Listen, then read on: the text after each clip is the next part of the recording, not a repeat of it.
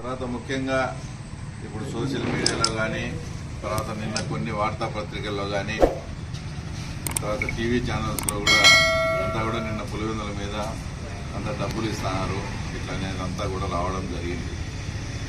అంటే ఇక్కడ పులివెందుల్లో మీరు 78 నుంచి 2 సార్లు ముఖ్యమంత్రిగా, ఇంకోసారి ఇప్పుడు ప్రస్తుతం జగన్మోహన్ రెడ్డి ముఖ్యమంత్రిగా ఉండి 78 నుంచి కూడా ఇక్కడంతా కూడా మీరే ఎమ్మెల్యేలుగా ఉంటే మీకు ఈరోజు పులివెందుల్లో ఉండే కార్యకర్తలు ఎక్కడ దూరమైపోతారో అని వాళ్లకు డబ్బులు ఇచ్చుకునే స్థితికి మీరు దిగజారినారనేది అందరికీ కూడా ఈరోజు అర్థమవుతా ఉంది. అసలు ఆ డబ్బులు ఇవ్వడంలో కూడా ఒక ఆశ్చర్యకరమైన సంఘటనలు కూడా జరిగినాయి. అవి మీతో చెప్దామని వచ్చిన. తర్వాత 2 రోజుల కిందట నాకు ఒక ఫోన్ వచ్చింది. అన్నా, నేను ఇట్లా వైఎస్ఆర్ కాంగ్రెస్ పార్టీకి చెందిన లీడర్ను, నా పేరు ఎందుకులే, నీకు చాలా థ్యాంక్స్ అన్నా. తర్వాత నువ్వు తెలుగుదేశం పార్టీ కార్యకర్తలకు ఏం చేసినావో ఏమో మాకైతే తెలియదు, కానీ మాకైతే చాలా మంచి చేసినావన్నా, థ్యాంక్స్ అన్నా అని చెప్పాను. ఏందయ్యా నాకు థ్యాంక్స్, నువ్వేం చెప్పినావు, నువ్వెందుకు చెప్తున్నావు అంటే, అన్న గత 4 ఏళ్ల నుంచి మమ్మల్ని పట్టించుకోకుండా ఉన్నారు. ఎన్నిసార్లు అడిగినా మాకు అపాయింట్మెంట్ లేదు, ఇంకోటి లేదు.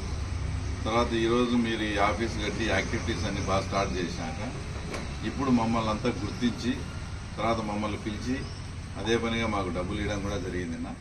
ఇదంతా కూడా నీ వల్లనే జరిగింది కాబట్టి ఇదంతా కూడా నీ వల్లనే జరిగింది కాబట్టి తర్వాత నీకు థ్యాంక్స్ చెప్పాల్సి వస్తుంది.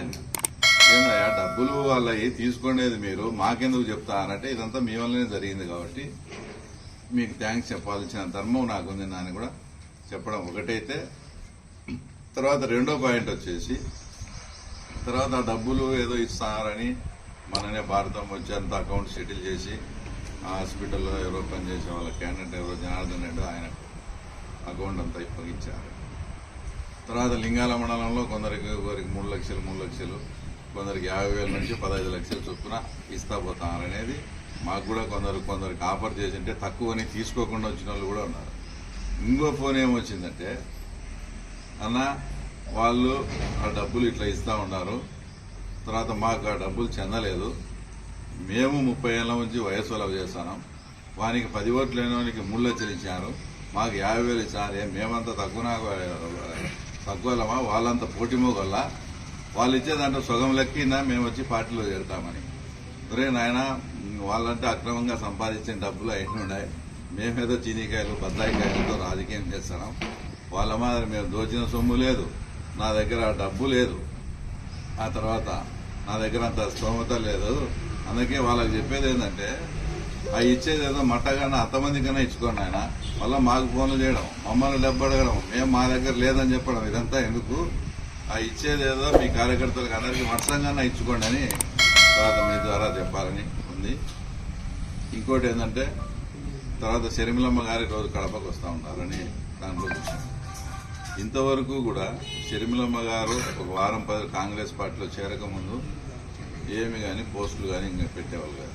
ఈరోజు ఎంత దారుణంగా షర్మిలమ్మ రెడ్డి కాదని, షర్మిలమ్మ వచ్చి శాస్త్రి అని ఏమేమో రకరకాలుగా అన్ని చూస్తే కూడా అంత ఘోరంగా కూడా పెట్టడం జరుగుతూ ఉంది. అంటే ఇంతవరకు షర్మిలమ్మ గారి మీద వాళ్ళకుండే అభిప్రాయం ఇప్పుడు కాంగ్రెస్ పార్టీలో చేస్తానే తర్వాత మారడం కూడా జరుగుతుంది. కాబట్టి షర్మిలమ్మ గారికి కూడా చిన్న సూచన మీ ద్వారా ఏమంటే, నువ్వు ప్రతిదానికి కూడా జగన్మోహన్ రెడ్డి ఈ కుటుంబం విడిపోయేదానికి జగన్మోహన్ రెడ్డి కారణము, తర్వాత మా తల్లే సాక్ష్యం అని కూడా చెప్తా ఉంది. మేము మీకు చెప్పేది ఏంటంటే, జగన్మోహన్ రెడ్డి రాజకీయం కోసం ఎంత నీచానికైనా దిగజాడతాడు.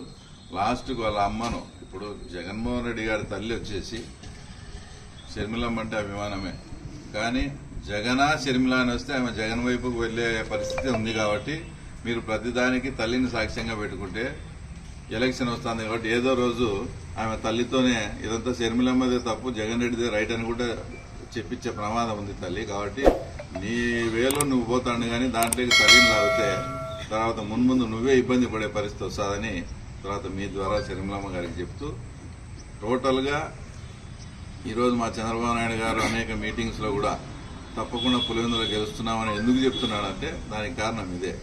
మీ కార్యకర్తలను మీరు ఇంతవరకు పట్టించుకోకుండా ఏమే కానీ వాళ్ళకు అపాయింట్మెంట్ లేకుండా లబ్ధి కూడా ఈరోజు సర్వేల్లో మీకు ఇబ్బంది పడే పరిస్థితులు ఉన్నాయని లాస్ట్కు వాళ్ళకు డబ్బులు ఇచ్చి అసలు పాడాలో ఇప్పుడు వర్క్స్ పెట్టి ప్రతి పంచాయతీలో 20 లక్షలు 30 లక్షలు ఊరికి గ్రావెల్ రోడ్లు అంటే మిగతా వచ్చే స్ట్రక్చరల్ వర్క్ జరిగితే లేట్ అవుతుంది కాబట్టి అంటే ఊరికి మట్టి దోలేదు వారం 10 రోజులకు అయిపోయేది మనకి బిల్లు ఇచ్చే పరిస్థితి. అంటే ప్రభుత్వ ధనాన్ని ఈ రకంగా కార్యకర్తలకు పంచిపెట్టే స్కీమ్ కూడా డబ్బులతో పాటు ప్రతి పంచాయతీకి మీరు కావాలంటే చూసుకోండి, ప్రతి పంచాయతీకి 30 లక్షలు 20 లక్షల చొప్పున గ్రావెల్ రోడ్లు కూడా ఇచ్చాను.